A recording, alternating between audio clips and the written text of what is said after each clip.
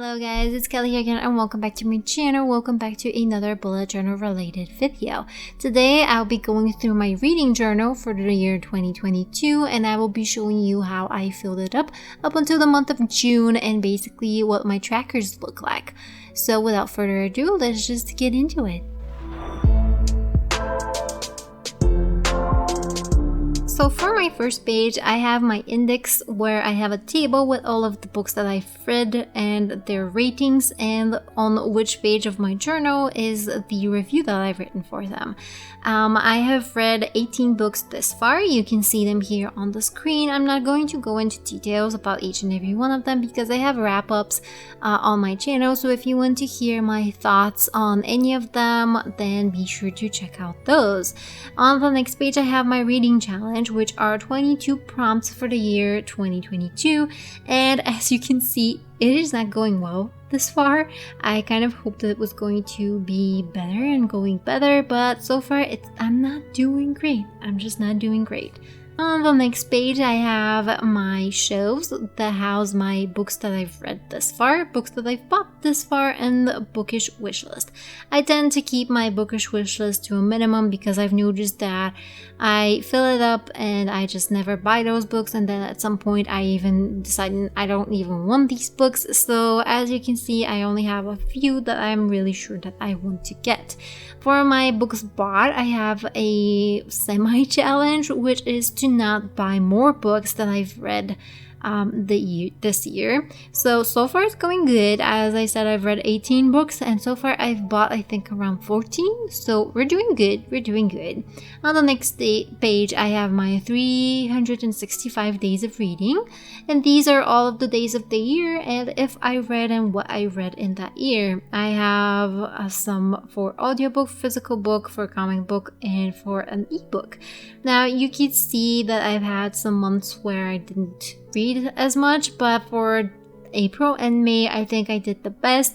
As you can see, it's mostly audiobooks. That's how I go through books in general because of my schedule and also because I get the chance to listen to audiobooks as I'm working, traveling, drawing, doing chores, which takes up a lot of my time. So therefore I spend a lot more time listening to audiobooks than I do reading them physically. On the next page, I have my averages, which I'm going to fill in at the end of the year because obviously I don't know my averages. Same goes for my top 6 books. On the next page is what I'm going to be filling up today, which is my books in pages. So this is how many books I've read each month and how many pages I've read altogether from all of the books in the same month. So I have put down some information with pencil, which is what I have done so far, what I've read so far. So this is just a little guide for me until I put ink to paper, which we're going to do today. So I've separated the section into 0 books and 0 pages. The middle of this table is 5 books or also 2,000 pages, and the end is 10 books per month or 4,000 pages. Now, I noticed that for the first 6 months, the maximum that I managed to read was 6 books, which was in the month of April. And that was the most pages that I've read as well, which was 2,094. So for me, it makes sense to have the maximum per month be 10 books just because I'm not gonna read any more than that. Even 6 was kind of a stretch. It's I think mostly because I started a lot of them in the month before that.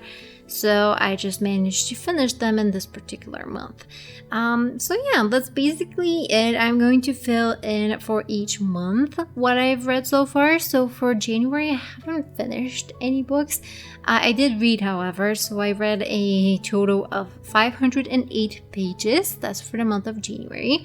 For the month of February, I managed to finish 2 books, and interestingly enough, I only read 470 pages, which is a little bit less than I did the month before that. But that's probably because even though I didn't finish any books in January, I was reading a couple of books that I obviously finished in in February. So obviously it's a 0 books for January, but I read most of the pages from those 0 books in January, and then I just finished them off in February.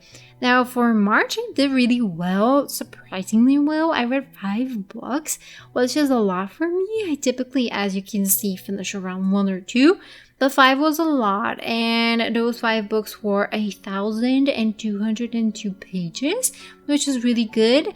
But obviously, I think I read a little bit shorter books because that's not a lot of pages for 5 books. And as you can see, for 6 books, which is just 1 book more, for the next month in April, I read 2,094 pages, which is almost like 1,000 pages more for just 1 book. And I can tell you right now, I do not read books that are 1,000 pages long. I just probably read bigger books in April rather than I did in March. For May, I started to go down again. So in May, I read 4 books, and it's a total of 1,315 pages. And for the month of June, I only finished 2 books, and that was around 724 pages.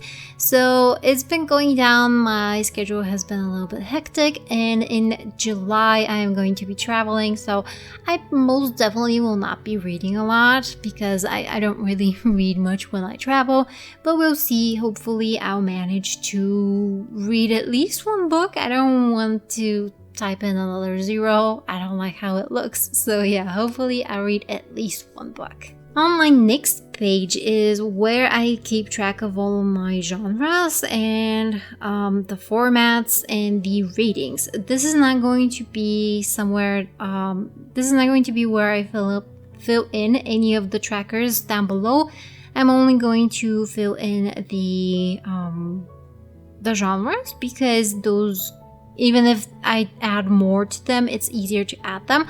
And as you can see on the circle down below, this is the format. This is how many audiobooks compared to physical comic books and ebooks I read. So this is going to be a pie chart. So obviously I can't fill it up right now because I don't have all of the data and all the information. The same goes for my language tracker and my YA versus adult tracker. I can probably add the fill in the ratings tracker, but I think I'm going to leave it for the end of the year just because I tend to go back and rethink some of the ratings that they give certain books. For instance, I just did that for the last book that I read, which was The Binding, and I was initially going to give it 5 stars, but after thinking a little bit more about it, I decided to drop it down to 4. I still really loved the book, and you will hear me talk about it in my quarterly wrap-up, which is coming up soon on this channel. So yeah, that's basically it for today. I hope you enjoyed this video. I hope I gave you a little insight into how I fill up my reading journal. And if you want to see me set up this reading journal, I also have a video for that on this channel. I also have my last year's reading journal, which has proven to be very popular here on YouTube. So, you know, if you want to check that out, be sure to check out my other videos. So that's it. Thank you guys so much for watching. Comment, like, and subscribe if you like what you see and would like to see more. And I'll see you in the next one. Bye!